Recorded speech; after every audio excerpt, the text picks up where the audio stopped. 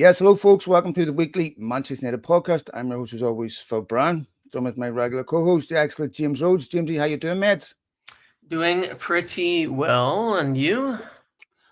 I was doing pretty well until you put a worm in my brain about there not being a lot of difference between 16th and 5th, which led to me having certain opinions on Bruno Fernandes.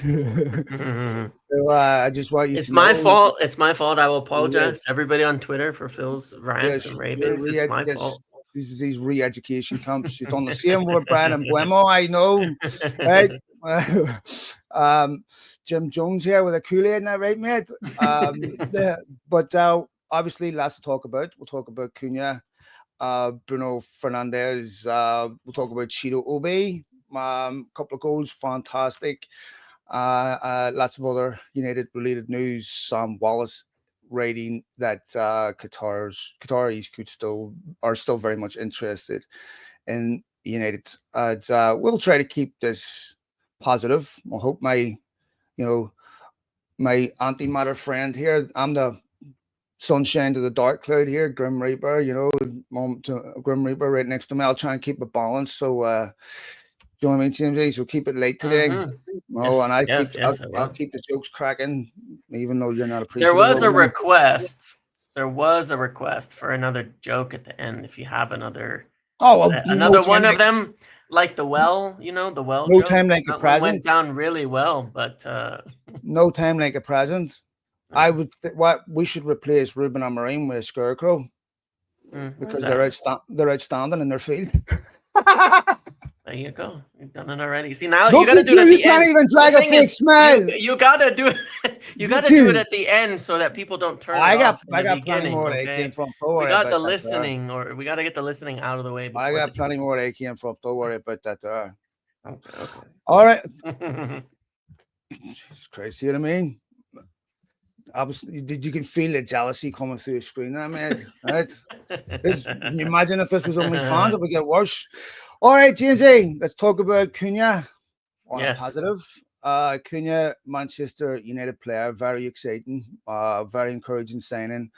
And someone that there's players you can sign where you're like, hopefully they improve and they can be players that bring a lot to United. Cunha is someone that will instantly improve United.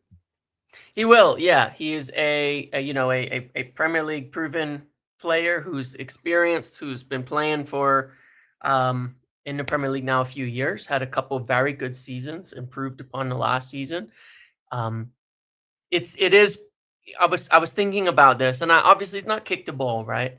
But I've said before, I have a very firm belief you kind of know what you're getting with Premier League players. I would say he was in the top 10 on performing forwards this year, maybe higher in that respect, and plays in the same formation. So you don't get the questions about the system. You don't get the questions about does he know how to play in a three back and these types of things. And I look at that and I just say, um, that he's probably going to kind of start right away and pick up where he was before. He's going to start right away and continue doing what he does when he joins United. There'll be little to no difference in terms of his performance. So you put the right team around him, it works. Those are good. I do think you need a lot of these types of transfers. I think you've seen a lot of success in them doing so. I think Liverpool were unfortunately, kind of a standout where, when they were in their sort of rebuilding phase in the early Klopp days, that they were able to just pick up, they got even before, like they got Mane and they got players from lower in the Premier League that were doing really well, performing, stepped right up and continued. And so I think he's gonna come in and and just kick on. I think that he's got a lot of potential there. Unmute your. Sorry, mate. Yeah, I'm sorry. I That's all was the good. best part. I was the best part of the podcast. The only part where I was understood. um, no player comes with a guarantee, obviously, but if you want to increase the probability as much as you can that a player will succeed, it's hard to tick many more boxes than Cunha.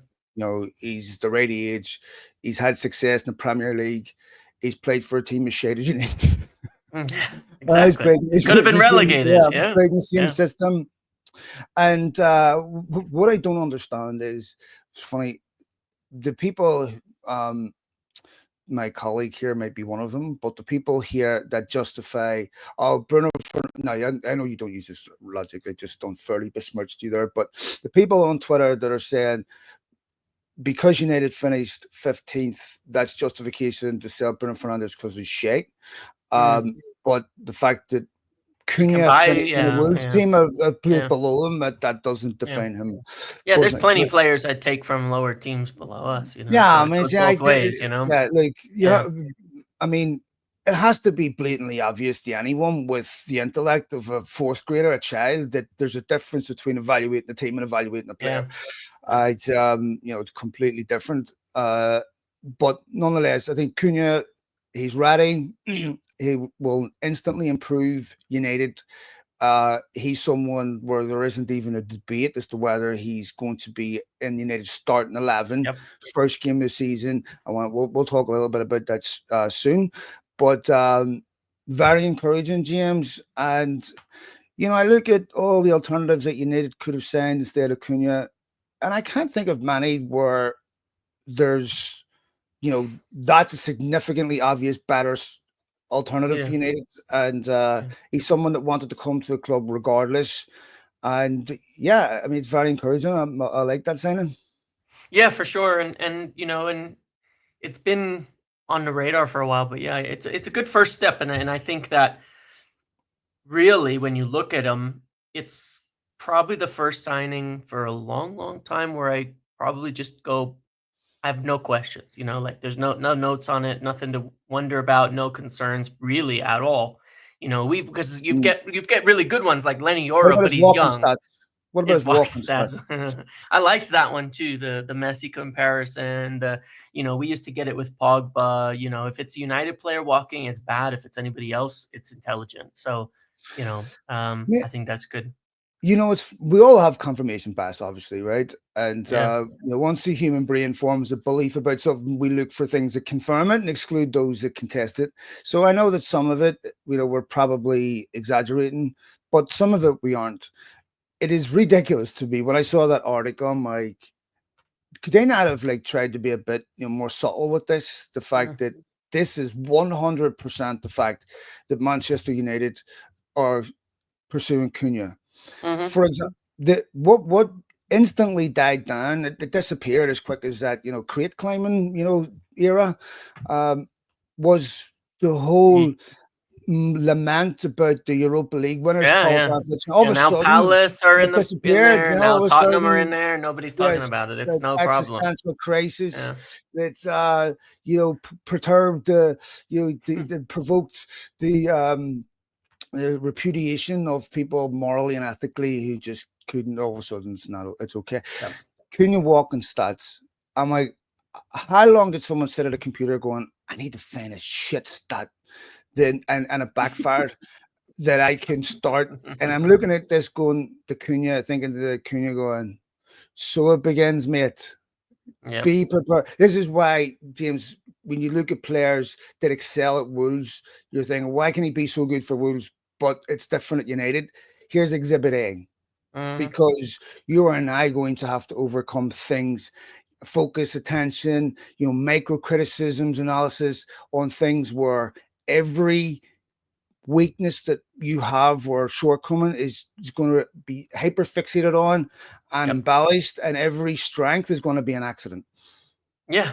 Well, and that's why it takes a mental toughness, and I think this is something that is certainly going to be high. Well, I know for certain it's going to be something that's very, very high up on their radar for players that they bring in is that aspect. You have to be able to deal with the pressures, and it's all obviously hard to know how people will respond to it ahead of time. But it is certainly something I think in their evaluations of players and things like that has to be really important. And so you take a little bit of that arrogance that someone like Cunha has, it can go a long way to helping because it's the right Mhm. type, to come into a position like this and not be bothered by shit like that because it's going to happen every single week. Yeah, United missing out on Liam Delap. Interestingly, Liam Delap being relegated wasn't enough to contaminate the quality of his signing for those who usually use a team's performance to judge an individual. Mm, Alternatives to Liam Delap. To me, the obvious one, and we talked a bit about this on Thursday. To me, the obvious one is Osman. sure. As I said on Thursday, I'm not devastated about the Liam Delap outcome. You know, it's not how I You felt cried when so United much, many lost out on tears. Ronaldinho. Yeah. Yeah, no, it's not. Yeah, it's not how I felt when I lost 100 in a strip club. So, uh, alternatives to Liam Delap. Yeah, I mean, sure. One of the problems you have in the market is that I think that a lot of these strikers are so expensive in this market because there's Mitrovic. just not a lot of good ones. They're not going to buy Mitrovic for 40 million. That's not going to Oh, happen. Okay, he's going. yeah. You know, I just think we'll talk about Bruno later, but the ridiculousness of Mm, well, we got to, Bruno, 100 million, an argument to be made, turning 31 to sign a same age player for nearly half that who's been out of the league for 3 years. It's not going to happen. Let's just put well, it it's that way. 100 million for Bruno and 140 if they want to give us Mitrovic. Yeah, there you go. Then we can. I'll take it that way. All right. If you want Mitrovic for 40, then Bruno's 140. Let's do that. That's fine with me. No, but the alternatives are, there's a lot of expensive ones. Chelsea, them looking at guys like Ekitike that United like, but not in the 80 to 100 million range. That they're not going to spend that kind of money on that kind of young player. Um, Sheshko is another one that they've liked, but same story. 80 to 100 million, Arsenal's top target. They're not going to spend that kind of money on a player right now and on one player at the moment. So you move down. The problem with Osimhen financially has always been kind of the wages. It does work Mm, out to quite a huge amount of wages. I mean, 400,000 a week or something like that if he's not going to bend on them. And I'm not saying I wouldn't do it because I would still lean towards doing it, but I can also understand that, especially if you have something like Bruno go and when Casemiro leaves, you're talking about one player being on, I think, 2.5 times the wages of anybody else at the club. It makes it a little bit harder when you're doing these contract negotiations and things like that as well. The big one that I think stands out, the big two remaining, I think, stand out that United could go for. Certainly, that there is valid interest, that they're probably at a more acceptable level of price. We can argue about one of them. Is Victor Gyökeres, who would make, again, a lot of sense. He's played in England, did really well at Coventry for a couple of seasons before moving to Portugal, where he's continued to get better and better. Obviously, played under Ruben Amorim. 50 to 55 million, it seems like, is the agreement for him to leave, according to some people like Fabrizio Romano saying that. The wages will be decent, but for a 26-year-old, that's to be expected. And the other one is Mateta, the Palace striker, who's mm. actually come a long way and done quite well in recent times in the Premier League. And I wouldn't be opposed to it, but of course the problem you have there is with Palace getting into Europe, their need to sell is pretty much Mm. gone. So you're going to talk about probably as much money for him as you'd pay for someone like Gyökeres, and it starts to diminish the options here a little bit if you're Yeah, trying to get somebody who's ready to go. I feel like with someone like Matata James, you have to get him before he goes to Palace because whatever Palace selling for, let's say he's selling for 40, 50 million. Yep, Matata's not a 40, 50 million pound striker. Right? yep, I mean, like you just said, Palace don't have to sell. They can set the bar high. They don't have to sell him cheap. And whatever it would take to get him out of there, he's not that level of striker. So have to try to find that guy before he goes to Palace. And yep. you're right, there's not exactly a deluge of options. What about the potential? Do you think it's possible that someone like Cheetah Obi could have such a strong preseason that it might give United some second thoughts as to how desperate they are? I'm not saying they wouldn't sign another striker. I'm not saying they would stick with what they got, Yep. but is it possible? Do you think that in this preseason, Cheetah Obi could become a very serious option up front for United in a number of games next season? It's curiosity. I think that it's something that has to be considered. Is that um, if you were to spend the money elsewhere, like Brian and Bumo in particular, that I've been talking about Mm, for a while, and I think is right now probably our most solid target in the market, who plays on the right, then you're not solving, but I guess relieving a lot of the burden Mm. on the striker to score goals because Cunha and Mbumo Mm. scored 20 goals this season. He's one of That's the league's unbelievable for top him. scorers. Unbelievable, right? 20 goals. I mean, that is 20 goal scores don't happen often. Like you're a really good player if you can put 20 in the Premier League. Really good, right? I Um, must be watching too much Brothers, mate, because I'm telling you, like I used to watch a lot of football, and it normally if someone scores 20 goals in the Premier League, that's going to be obvious to me. So, again, I besmirched his reputation when you were talking about him before, and then I was embarrassingly shamed when I looked. How did I miss this? yeah. That's incredible stat to me. Yep, yep. I know it is. It is, and you look at his assists as well. He was near the top for assists too. So this is quite an incredible player, and Mbumo who's really taken a huge leap. I think part of where some might have concerns that he's wasn't as much before. I have to remember that Mm, it's Brentford for one, but two, they had Ivan Toney before, who was kind of the main man. So as he left and Mbumo stepped into more of a focal role in the team, mhm, you can see his numbers have gone up. That's very impressive. That's good to see when someone takes more responsibility and their mm, numbers go up. Those are real positives. But if they do that, it reduces the burden on a striker. And I could see, I'm not saying they want to do this, a scenario here where you take a Joshua Xerxes who can play as essentially more of a false nine, a different type of striker. When you have these two really good goal scorers next to you, that you can have that role a bit more, be more of a playmaker, be more of the guy dropping in. mhm, You saw it with Liverpool, with the Firmino, Mane, Salah, the original kind of setup they have. It's not something out of the ordinary. Even Ruben Amorim, when he was at Sporting in the beginning, he played with a guy named Paulinho, who would play in kind of the false mhm. nine role, and even Jokeres would sometimes play off of him in this kind of Yeah. way. So he could very much take that dynamic with Xerxes, let Chiro Obi, work through and come into the team as a backup, and then the goal scoring pressure is reduced on these players. From Mhm, having those around them. Um, you need a really good team to function with each other to do that, but you have to think it's under consideration mhm, because you don't want to go blow a bunch of money on a striker that you have serious doubts on.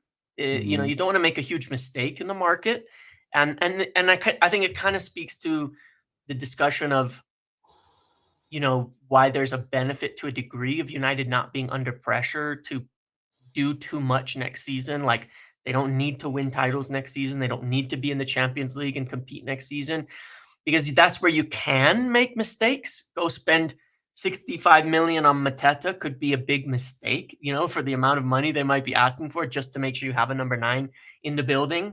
Or go spend 100 on Sheshko and then he flops and it's another young player that doesn't work out. They can't afford to make those kinds of mistakes. So going for more of the sure things and keeping it safe is definitely one that's under consideration. And I think there is a possibility of it, though I would still like to see him bring in Jokeres ideally. Yeah, yeah, definitely, because you wouldn't want to be in a position where you're reliant on him. You would still not put him under pressure to perform at an exceptionally high level right away. He's just such a young kid. Cheetah will be. It's I think for 17. I lost you for a bit earlier, so I hope we're still talking about him. Yeah. But you look Yeah, like we I talked was. about a bunch of different I look like we're talking about different foreign strikers. language there. Yeah. Well, maybe to be fair, but Tito will be 17. I think you want to be patient with his because you don't want to Yeah. put him under pressure where the Yep. focus is on him. This has been one of the issues with Hoyland, where I think this has definitely been an issue with Hoyland, where he hasn't been allowed to develop at a certain pace and not have that pressure on him. I mean, James, I remember Diego Forlan, undoubtedly. We would say right now, Diego Forlan was an exceptional striker. He proved that after he left United when he was let to go all over the place, right? I think it took him 9 months, I think it was, to score his first goal. And he looked like he was completely out of his depth. Yeah. Gets one and he looks fantastic. Yeah. Like, but he was allowed to develop, and he didn't have that pressure and focus on him because there was other players scoring goals. So if he'd have been in this United team now with 9 months to score, he got slaughtered. But he wasn't. But when he wasn't scoring during those months, it wasn't because he was a bad striker. You just need time Yep. to adjust. Cheetah Obi will need that time to adjust Yep. to professional football. But I will say is, every time I watch that kid, he looks better than the week before, Yeah. and that kid looks like he's adjusting to mentally, physically adjusting to top level football. And I know this was a preseason friendly, but it's not about the opposition right now. It's about how he plays for United and how he believes he can play for United, and making sure that he feels comfortable within the group and his confidence in the group. He doesn't feel like an imposter. That those two goals were exceptional goals, James. They Very were. They were. encouraging, and that kid has incredible potential. Yeah, he's got bags of the talent. You can see the natural instinct is some of the things you can't teach, and he has it. And it's kind of what we're seeing as I Mm. think the bigger concern we've seen with Hoyland is the lack of that instinct Yeah. being there over anything else. But with Cheeto, you can see it. You can see he's got plenty to refine in his game, but he knows where to be and he knows how to move and he knows what he's supposed to do. And he's like always there in the right spots, getting chances like magic. And it's kind of Yeah. like, when you get into the argument of like, is it chances created? Is it service? Or is it the other way around? And it feels as though when Cheeto plays, it's like when you have an elite striker, the chances just appear. You know what I mean? I don't like to criticize Hoyland Yeah. to praise Yeah. Cheeto Obi. However, when you have one playing in the first half, one playing in the second half, and the contrast between the two is so great within one Yeah. game, it's hard not to use that, in a way to praise Cheeto Obi. Yep. There was a moment in that game where Rasmus Højlund miscontrolled a ball that came across the box first touch Yeah. that went across him, and I felt like that's a defining moment. Yeah. That personifies his United career. Cheeto Obi comes on, scores 2 goals, fantastic feat. Uh, I know Højlund's good enough to control that ball and put it in the back of the net, but if you're not scoring in these games and a 17-year-old is coming in, Højlund will feel that comparison, whether we want to make it or not. And that is Yep. annihilation to your confidence, James. Yep. Yep. I agree. I agree entirely. All right, the big elephant in the room, my friend, Bruno Bruno? Fernandes. So let me explain a couple things. One, Mhm. my position on this. I don't knock Bruno for going for the bag, right? Yep. As I said yesterday, I carpool with Ted Bundy to Riyadh for that type of dough, right? Mhm. Go take your bag, go get paid. Yep. And if you think about it, Bruno's really only had 2 decent contracts in his career, right? Yep. So this isn't about securing his financial future. This is about securing your grandkids. And I don't care who you are. There's almost 0.1% of people would turn that down unless Yep. you're a billionaire where it doesn't matter. I don't knock him for that. I don't knock him for wanting to leave United. If he wants to leave United to go to a big football club for trophies, I don't knock him for that either, or going for the money either. If he Yep. wants to force the move, fine. But my issue is this, James. What do we have? And a bird in the hand is worth two in the bush. Bruno Fernandes is a world class player. That's what we have in our hand right now. Selling a world class player in a team that doesn't have any others in and justifying it on the potential that United will sign and better players that will make United a better team, and they Yeah. will that team will have enough quality to separate themselves from a Bournemouth. Go through United's team, Onana, no better than anything at Bournemouth or Brighton. Lindelof now he's gone, no better than anything at Brighton or Bournemouth. Maguire, I like Maguire, but he's not Baresi. No, not that much better than Zabarnia or something at Bournemouth. Yeah. Dallo, not that much better than a Bournemouth or a Brighton. Dorgu, not that much better yet. I look at the midfield, Casemiro maybe was at one point, but not now. Kubi Collier, no. Up front, Rasmus Hort. We need players, James, that would walk into those teams. Otherwise, that's who we're competing with. And Yeah. that only needs to go wrong slightly. We just talked about the pressure on Cunha and the focus on Cunha will be unlike anything that they've faced before.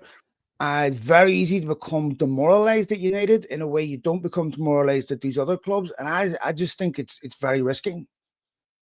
Yeah, well, I hear that, and I think the only essential alternative to the argument is because there's no other way to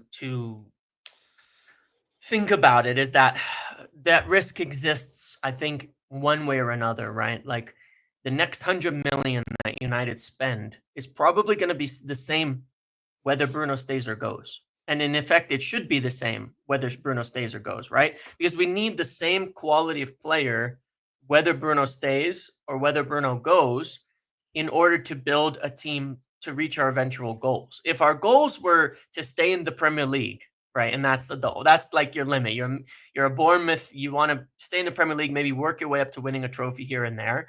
It's a different discussion because you certainly need to you're going to need some kind, you need to build differently. Your goals, your aims are differently. If our goal is to become a team that wins the Premier League, the money has to be spent pretty much regardless of what is already there, what is already existing, and what is already in place. So, if what you're spending after Bruno is Mbumo and Jokeres, well, then you should spend that whether he stays or goes. That's your next 100 million. It should Of be the course. exact same because you want I that agree with same that. quality in the team.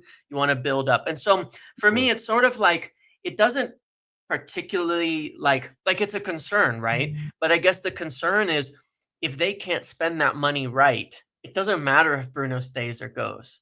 We're screwed in a sense. Well, That, yes and no. that's my You're outlook still at it. Like, if they yeah, James, if they don't spend that money right, okay, you're still a yeah, better team. I would rather they spent that money wrong in a team that Bruno Fernandes is in than they spent that money wrong in a team that he isn't. mm. If I'm not sure it I matters. I guess is I like guess that's what I'm looking at because it's let me like, talk about Ineos for a second yeah, because there's a lot of things that don't make sense to me. One of the most obvious things on day one when you're Omar Barada and the team, you go, okay, guys, this is how we want to play. We're going to play 4-3-3 attacking football. Now, we were told that Jason Wilcox met with Ten Hag after Palace. This is how we want to play. This is consistent with his style. And everything we do, recruitment wise, otherwise, will be geared towards that on that goal that is not that is our identity. That is not up for negotiation, not up for change. We set the identity of how we want to play. hmm So you keep Ten Hag, who is a completely different manager with a hmm completely different system and a completely different style to Ruben Amorim. You now decide to sack Ten Hag and go for a manager completely different that has a. So did their vision of what United should be change in three? How on earth do you have Ten Hag and Amorim as your managers because they chose to keep Ten Hag within a couple of months, who are completely different managers with completely different styles, completely different identities, and have a squad that can't play the way your new manager wants to play, nowhere near it, but still be consistent with an identity that is not negotiable. There's no way Ineos led this summer with the vision and consistently kept it. You can't go from Ten Hag to So did it change in October, November? No, I mean, to me, I completely agree with you, but that's the problem is it was Ineos because Jason Wilcox, the person they appointed, told them to sack Ten Hag because he doesn't fit the way that they want to play moving forward. He told them at that meeting in May that was well reported, you have to replace him. He doesn't fit. And they kept him anyways. So it was just purely a mistake. There's nothing, I mean, like that it is You what can't make it that is in that mistake respect. if you can't make that mistake if you're led by a core uncompromisable identity. Of course. Like But you you got don't want to Ineos to do that. You know what I mean? Like that's my thing on it. I don't want like Sir Jim made that decision. yeah, but I don't see, want this him is making okay, that and decision. this is what I'm Yeah. getting to. This Yeah. is exactly my issue. What is the point of having a football department if a Yeah. billionaire who has the hubris of billionaires is going to get involved and make the decision? And there is no continuity here. There is nothing that's process led. This is why I have concerns. So, are you telling me that anyone sat in a room and said, "Do you know how we want to play, guys? Three at the back. We want to play this way," and that leads us to Ruben Amorim? No, I believe they went to Ruben Amorim and are now adapting to his style. This is what United have been doing, and this is, you know, 101, rule number one, you do not do. I mean, when Ranić went on that big rant, what did he say?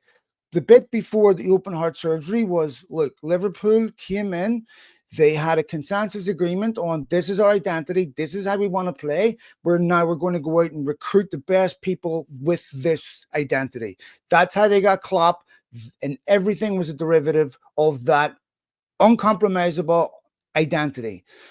And then they won the league. Now, if you look at United, I look at this team.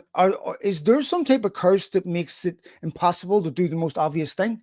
Because Omar Barada should have looked at that and said, all right, day one, I walk in there, we have a core agreement on what Manchester United's identity is. And when we have consistent recruitment according to that set identity. I don't care what Jason Wilcox said. I care what they did. And Mhm. now they abandon that and go, well, you know what? I was good for 2 3 months now. And what happens if so we're going to change it again?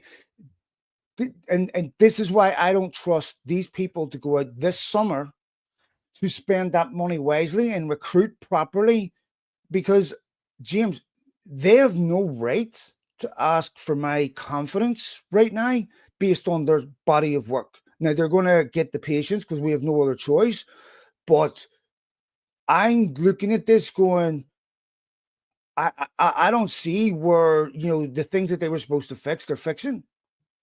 Well, I hear it, and like I say, I don't think, like if you look through some of the reporting as well, including from the guys at the Athletic and all of that, Ruben Amram was they spoke with him multiple times in summer before keeping Ten But Hag. how do they fit to opposing it? I don't get it. They just messed it up. I mean, again, I don't know what else to say about it because I went on record many times that summer saying it would be the biggest error to keep Ten Hag because of this exact problem, regardless of whether he's a good manager. It was because you came in and said, "Hey, we're gonna set an identity. We're gonna go this Yeah. way." And then you decided he doesn't fit it, and then you kept him anyway. And it's such a bad mistake that, of course, it's impossible for anybody to sit and say, "I'm sure they're not gonna make more mistakes," because it was that bad. It was that bad of an error because it violated the entire point of what you're saying, which is set this top-down thing and then don't fuck it up. Don't How mess did with it. Liverpool go Don't from Klopp to Arne Slot and win the Yeah, league? it was And all it was then what all did Slot do correct. last Yeah. summer? Brought in one player. Yeah, Because yeah, that is a yeah, guy yeah. that is consistent with their fucking identity. This is Correct. how we want you. Yeah. Now Ajax have a certain style. Boss, now and to be now clear, he's yeah, all over the place. correct. Now to be clear, I do not blame them for the idea that the squad doesn't fit into Ruben Amorim's way of playing because I don't think that the squad has ever fit into anybody's way of playing, particularly with how it's been built, right? Because it's been built by three different managers with three different ideologies and it's been moving around back and forth. And I do think the players they brought in actually fit it quite well. The players they brought in at least were quite useful in that respect. And Patrick Dorgu was obviously purchased to fit and fits in, and Cunha fits right in. So I think they're on the right track, but they don't have a track record of having stuck with it from start to finish in a way that we know is going to be consistent. Um, which is, fair enough. They're going to have to prove it or Right. not in that respect. They haven't yet.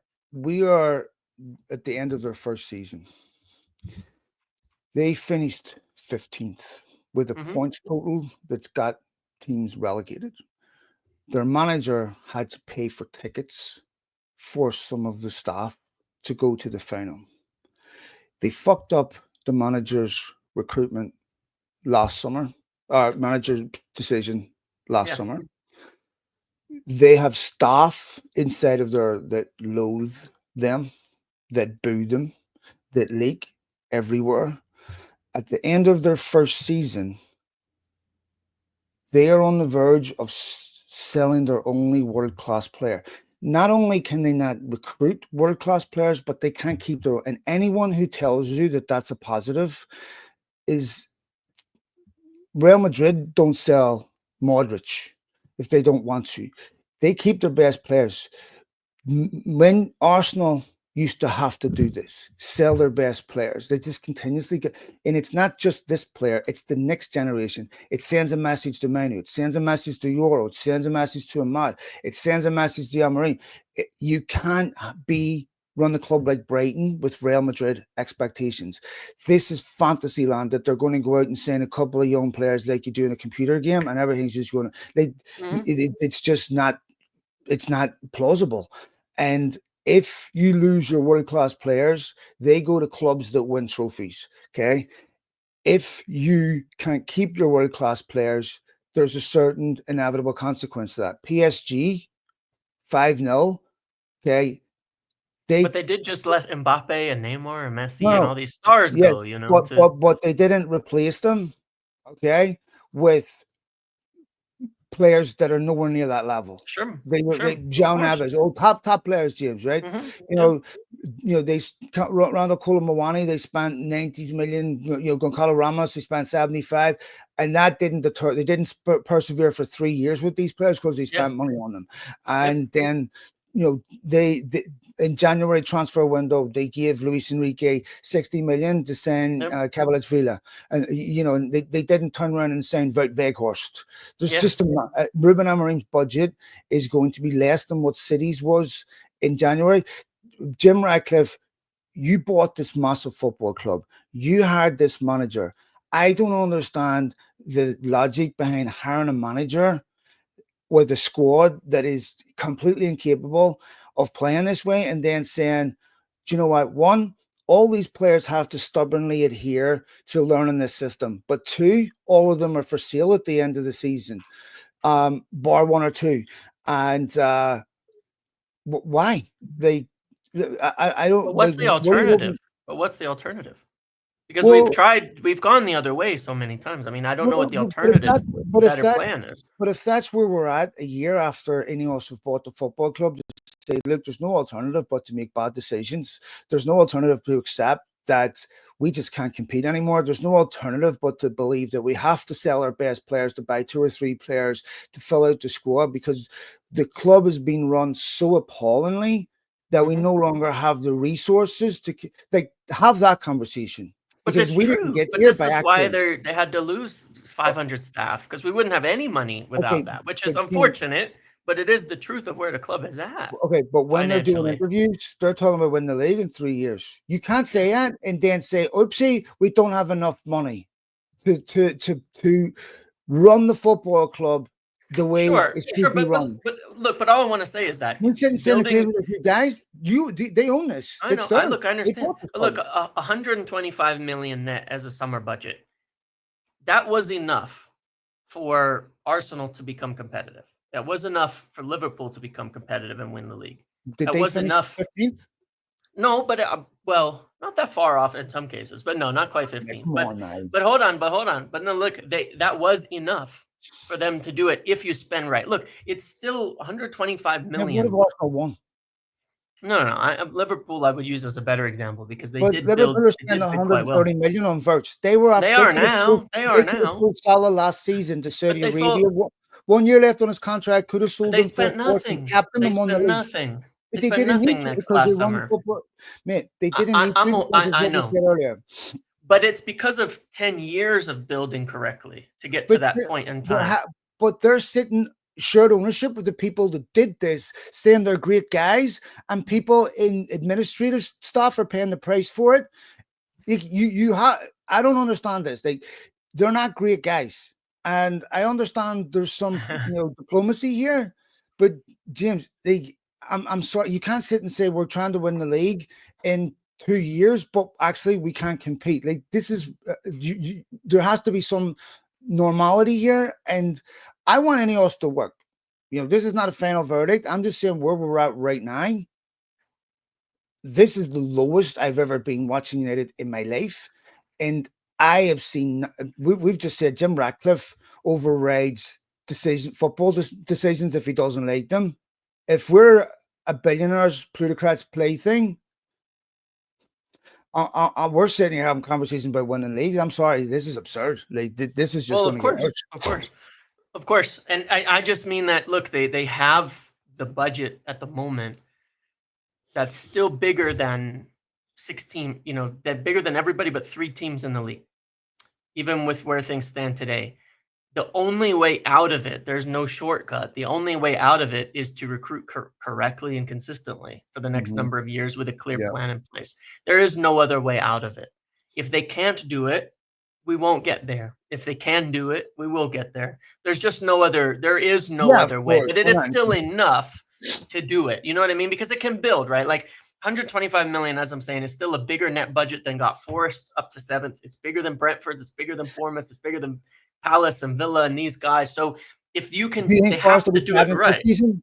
Do you think Forest will be seventh next season, or No, they're but they're not there? going to spend another 125. Yeah, They but can't, United, this is exactly what United can't do: is Of have one course. plucky season where they get within it and then they collapse. Like we talked about this on Thursday about flattening that curve.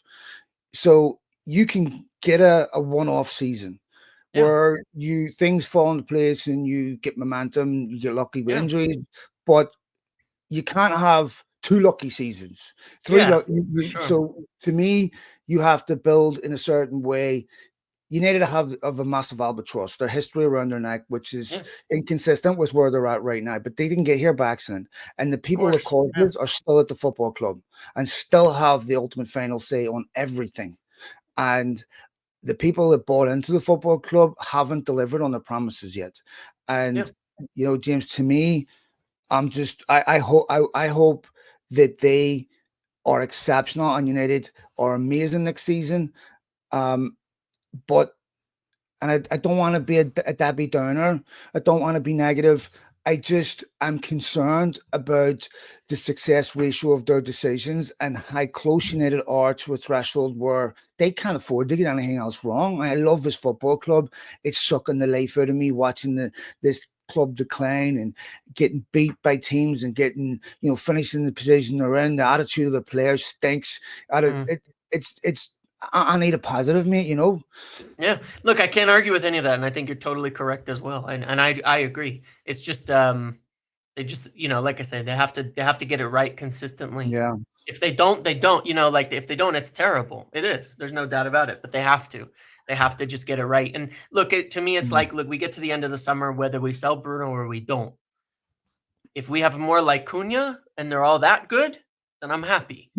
One way or another, either way, right? If they're Mm. not, then I'm not happy, and then we see how it performs Yeah. next season. Yeah, no, listen, Yeah.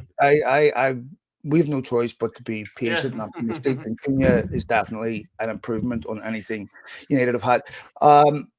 Just a couple of other things. Sorry, just to say, I think my Yeah. point on the budget aspect of it is that I think there's enough budget there that we can't let them off the hook as part of the point there too. There's enough budget to buy good enough players to bring United back into at least the competition for like Europa League next season. I understand I believe firmly that it is a step-by-step road and we need a proper base to keep building forward from. But I think with the amount of budget that is there, if they do it right, it should go up that far. It should get to that kind of level, and that's what they have to deliver on too. So, it's not letting them off the hook even in that respect. I don't want to say that that I don't think the club is financially in such ruin that it shouldn't be back up where it should be. And then when you have European money on top of that, then the budget goes up again and the next seasons, and that's how we can build back up. It's still United. I mean, there's a funny thing here, just speaking like on Brian and Bumo for a second, because United are basically competing with Newcastle for Brian and Bumo, who I think is a very good signing. A 20-goal season, 20-goal Premier League scorer is a really good player. And I think that you have this issue where with a club like Newcastle, because it's where they are, if they don't get Champions League in the next season and they spend that kind of money on a player, they can't buy anybody next season. They have to sell, they have to retool. United won't be in that situation kind of regardless. If they spend well and get up the table, get towards Europa League, they can afford to spend that kind of money on a player because we have a bigger fan base, bigger stadium, bigger revenues, all of that kind of stuff. So it should be a case where if they do it right consistently for a few years, then United can get back up there. Oh, Sincere apologies there. We had some technical difficulties. The neighbor turned his Wi-Fi off, the bastard, so my connection went down now. But luckily enough, I've hijacked somebody else's, so we're back online. Jamesy, I forgot where we were, but was coming to the end of a Brian and Buemo explanation. yep. I grasp the point that you're making, and I wish I had. I want that optimism. I'm a dark cynical bastard anyway, right? You know, so I'm a grim reaper and most things, you know, but You can balance it out. It's okay. yeah. So this is one of the praises of sobriety, my friend. But nonetheless, I am not sure what Ruben Amorim's starting 11 is going to look like on the Sure. first game of season. And this is, if you ask Ruben Amorim, what's your starting 11 going to look like? Yep. There are so many players whose futures are up in the air. Yep. I did not like Alejandro Garnacho's body language in Kuala Lumpur. Mm. And And I I know David understand, Beckham commented on this whole yeah, kind of I knew that yeah. what he was getting at there. Yeah. And I understand there's a commercial element to this that is a nuisance for players. But when I was looking at Garnacho, what came into my head, there's a video, I'm sure you've seen it. I think he's a Brazilian guy going, you get the best girls, you sleep with the best women, you have the best cars, you have the best houses, you have the best, you all you have to do is kick a football. That's where my head went. Like, I Mm. understand you don't want to be here. Yeah. You've been paid millions for the worst season in Manchester United's Premier League history.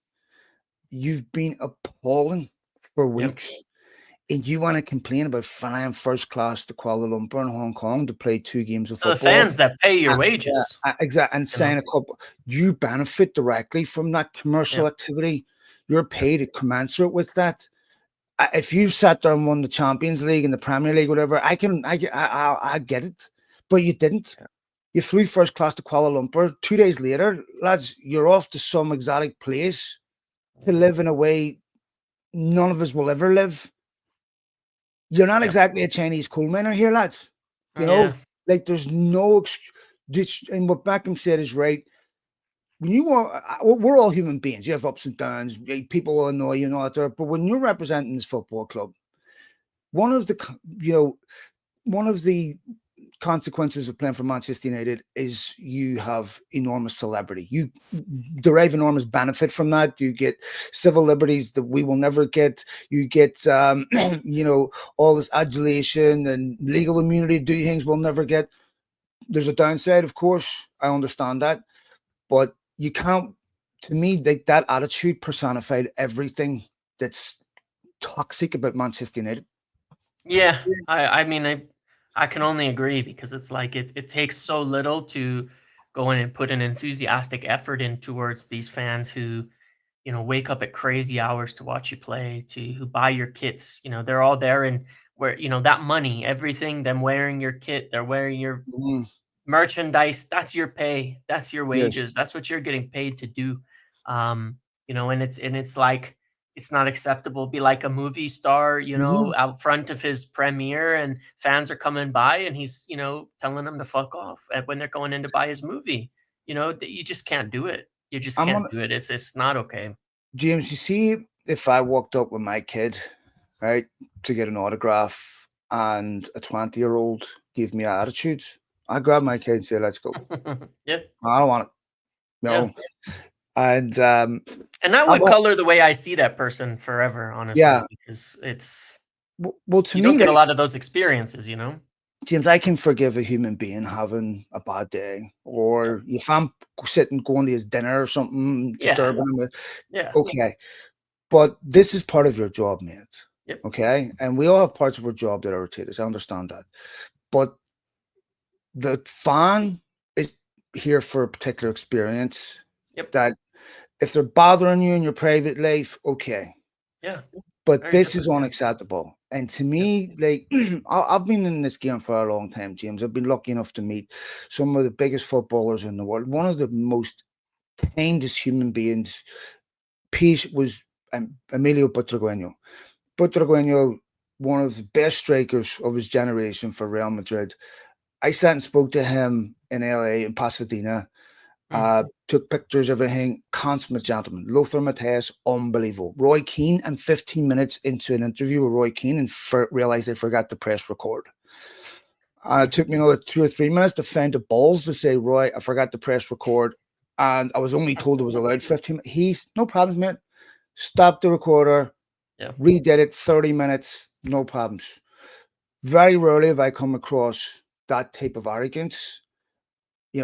I've Bruno Fernandez has sent, Mhm. Schulster sent stuff for my kids, Dallo, all these people, Marcus Rashford, everything. Mhm. Amazing. But, and that attitude is, to me, is unacceptable. Yeah. Agreed, and it is a big part of what just has to change because it can't go on like that, you know? And whatever the feelings about the postseason tour and the timings and such like that, it's your job. What do you care? Have It's your respect for job. the club, You James, the know, bar. it's like, yeah, you know, Have it's respect for the institution. yeah. I don't care. You play shit on a pitch, that can happen. There's zero excuse for Yep. you. It's You're not entirely above. controllable behavior. It's Yeah, not you're up not to above anybody this. else but you. You're Yep. not you're not above this, Yep. son. All right. You're Yep. not bigger than Manchester United. Yes, it's not a chore to be here. Okay. This is one of the greatest privileges that anyone can ever have in the world. Yep. And I'm not saying you don't deserve it, but to have that type of attitude, consistently, to me, if I'm a potential buyer, I'm looking at that going, I don't want that. Yeah. I can forgive a bad day, whatever, but to me, Ganacho's only been in his first team 1 or 2. Look at Bruno Fernandez. How long has he been there? Yep. Personifies the attitude that you want. Yep. And I agree that Amorim has to get that out. Yep. That is not permissible at a football club. That should get you Agreed. kicked out. One of the things that I found funny about PSG's Champions League win, I looked at Agarty's tweet that said congratulations. I've never in Mm. my life looked at a computer screen and felt that much pain, right? Where I'm like, the amount, it's kind of like someone, looking at their ex who's Mm. doing, living in a mansion, doing well, congratulations. Like, fuck you, fuck this shit. I hate that. I was like, oh, you just feel the pain from McCarthy retweeting that. And Yeah. uh It gets worse when you look at the replies and you look at I didn't how see. it's well, I would definitely not recommend it considering United fans are Oh, mate, they're not even online are fans. they're They're not not even yeah, fans. I know. They're We shouldn't even get into it because I don't want to paint that as United fans. Let's yeah, not do that. It's I've just seen people. Someone awful claimed to stuff. be a United fan and tweeting Yeah. something about Hoyland, saying, "Tweet how much you hate this." I'm like, what type of arsehole does something like that? Yeah. And I can incredibly claim you. This is what you're not a Man United fan. You're just Yeah. an arsehole. Yep. And if you seek attention over, someone else's suffering, you're a scumbag. I'm sorry. Yep. There's Yep. people that build a whole platform based on that. Um, I was going to ask you about one other thing that just went out of my head. The Qatari thing, Sam Wallace. Sam Wallace writes an article, James, that says the Qataris still retain an interest. There's going to have to be a conclusion, a summit at some point over what happens with the Glazer shares and who sells them Sure. and whether they sell them. And I just wonder where Jim Ratcliffe would be in a year from now, where he may be, I want to sell too. What did you make of that? What do you make of that potential? Um quite honestly, I would say that I don't believe there's any truth in it. Reason I'll say that is just, you know, I think it was what 6 7 days ago. Mike Keegan at the Daily Mail, who had been through the entire takeover process, very, very, very well briefed on all sides of it, as well as very specifically from the Qatari bid and process. If they were still interested, he said on May 25th, no renewed Qatari interest in Manchester United. Bold, big capital letters. Says group remains scarred by the previous experience with the Glazers. Welcome to the club. But you know, he had that article. Mm. I found it. I don't want to say too much, but I just thought it's easy to drive the stake in on United fans after PSG win the title to write that they're still interested in United, a Qatari group. I Mm. don't think there's any truth in it. That's all I would say. There's absolutely been no look. I would say this as well, right? It wouldn't be the Glazers now as well. Anybody who would come forward with any interest would be known by Ineos too. They are Jim Ratcliffe is on, is the largest single individual shareholder. There's nothing hidden. There's nothing going there that, and then there's these rights and things, but nothing's going to be hidden. There's going to be, you can't make an approach to the Glazers without it being also to Ineos and Mm. and Sir Jim as well at this stage. I don't think there's anything in it, but Ineos do on the other side of that question. Ineos are going to need to do something. It cannot sit in this situation forever because come August 14th, I think is the date, it could be sold out of their hands without their consent, essentially, um, by the way of drag along rights that would come into effect at that point in time and certain clauses ending. So by August 14th, either Sir Jim and Ineos are sitting in a situation where the control of the club ends up in where it's completely out of their hands. And I don't think that's a situation they want to be in, to be quite honest. It doesn't really make sense to me. Or they have to do something else and make another purchase, do another deal, do something to make a new agreement. So I would look out for that because I've certainly never heard anything that would lead me to believe that they would want to sit in a minority stakeholder position where the Glazers could sell the club the next day and they would lose everything that they've put into it and all of the plans and direction. So we'll see what happens there. But I would be really surprised if that was the case. James, I think that over the next 12 months or so, there's going to be so much shift in the financial Yeah. markets that Yeah. who knows where we're going to be financially True. in the But there's year. that too. Yeah, there's Yeah. going to be an enormous recalibration, and there's going to be a lot of things changing. Yep. Tariffs, everything that I deal with. There's Yep. going to be enormous shifts. All right, matey, Yep. we'll leave it there. Apologies for this breakdown and for this technical intervention, this technical problem. But we did salvage it. And we will be back next week, and I will have another joke for you coming up next week. Sounds good. James, all the best, mate. See you later, Thanks for buddy. everything, You do folks. all. Thanks for downloads, retweets, everything else. And we'll possibly be back on Thursday. We'll see what happens. All right, man. I'll see you later, James.